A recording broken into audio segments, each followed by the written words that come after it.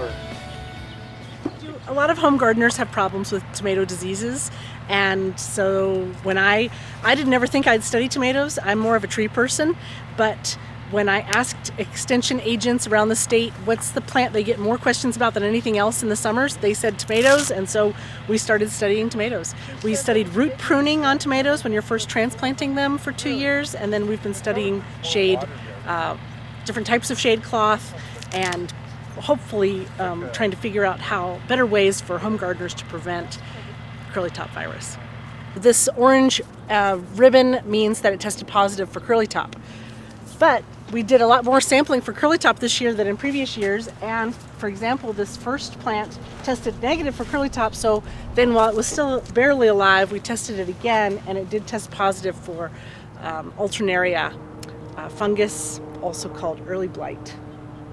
So we're just going back over to make sure, because we've now tested them several times, so we have different ribbons for each result, and kind of simplifying our identification of what's on what. So volunteers help to harvest them, and then we weigh the bag, count the tomatoes, they rate them, so if there's disease visible on the tomato fruit or there's other kinds of problems. So I see one little red one. And then go on to the next plant. So each of the plants, they get weighed, and we have, even though we've had over 80% of our plants die from disease this year so far, we still have had over 1,000 pounds of tomatoes. So that's the benefit of planting so many. Yeah.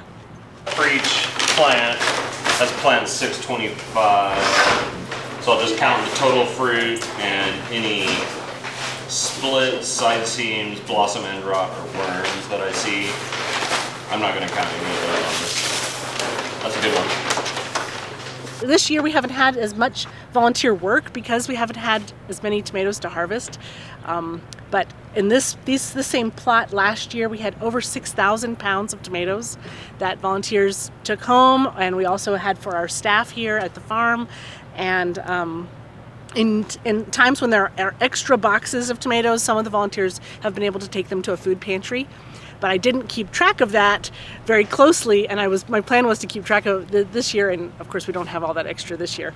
But in 2024, we had over 1,000 hours of volunteer service just for my tomato study projects. So that's been really fun. I was coming to like the field days whenever they'd have them, but never been like actively like. I didn't know that they had volunteer days like they do now. And after talking to Marisa, she's like, no, it's every Tuesdays and Thursdays. It's like perfect, you know. So I enjoy coming out here. It's nice. What did I learn? About the different cultivars and what different things you can do with the tomatoes when you get them home. So sometimes I dehydrate them, or cook them, or whatever. Mostly I like giving them. I live at Jubilee Retirement Community, and mostly I like giving them away to people that can't afford them. So what have you learned coming out here? Well, I also off the grid, so their experiment with solar panels providing shade.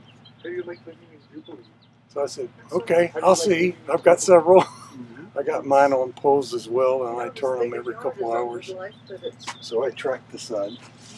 There's an abundance of extra stuff. So in a study like this that was looking at mechanical chili harvesting, once they've come through and collected their data with the mechanical harvester, then there are chilies that are here that are safe to eat, and the employees are welcome to take home, but I also offer them to volunteers. So after we finish our chores in the tomato study, we get to pick whatever else is ripe.